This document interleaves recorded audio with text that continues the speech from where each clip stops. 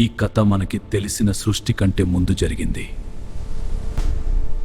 అది దేవతలకి కూడా తెలియని ఒక రహస్యం. ఆయన నుదుటి నుండి ఒక తీక్షణమైన చెమట చుక్క నేల రాలింది. ఆ చుక్క నేల తాకగానే ఒక ప్రచండ అగ్ని జ్వాల పుట్టింది.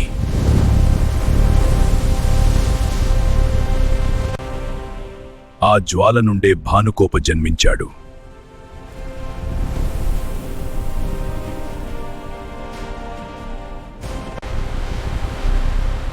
అతడి గర్జనతో 3 లోకాలు వణికిపోయాయి.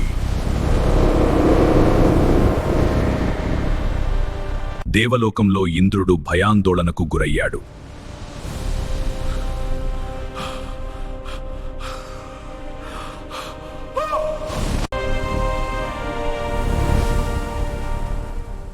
నేను ఎవరు?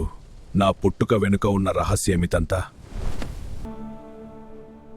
శివయ్యకు తెలుసు ఇది విధి లిఖితమని.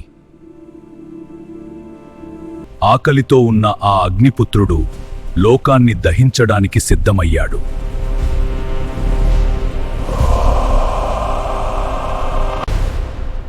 అతడి అడుగుపడిన చోటల్లా బూడిద మిగిలింది.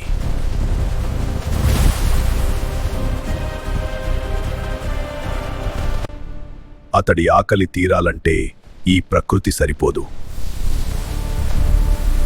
అప్పుడు ఇంద్రుడు తన వజ్రాయుధంతో యుద్ధానికి వచ్చాడు.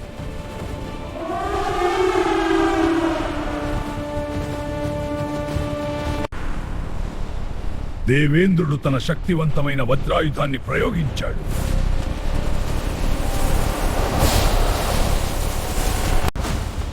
కాని ఆ అగ్నిపుత్రుడి ముందు దేవతల ఆయుధాలు పనిచేయలేదు.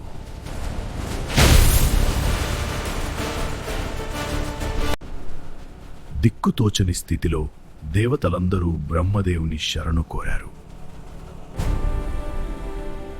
సృష్టికర్త అయిన బ్రహ్మకు కూడా ఈ సమస్యకు పరిష్కారం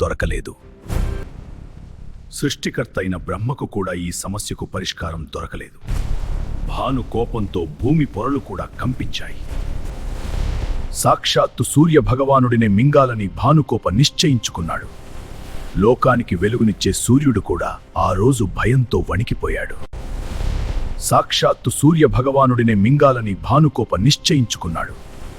లోకానికి వెలుగునిచ్చే సూర్యుడు కూడా ఆ రోజు భయంతో వణికిపోయాడు. అగ్నికి మధ్య జరుగుతున్న పోరాటం అది. అప్పుడు రంగప్రవేశం చేశాడు ఆ శ్రీమన్నారాయణుడు. సుదర్శన చక్రం భానుకోప చుట్టూ తిరగడం. సుదర్శన చక్రం అతడిని బంధించడానికి ప్రయత్నించింది. భానుకోప రూపం అనంతంగా పెరిగిపోయింది.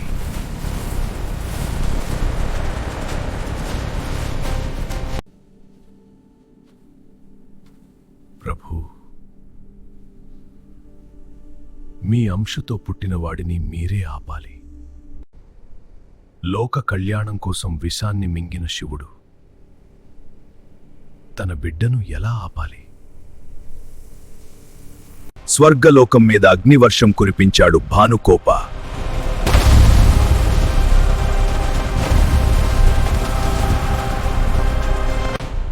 వినాశనం మొదలైంది. అంతం ఎక్కడుందో ఎవరికీ తెలియడం లేదు.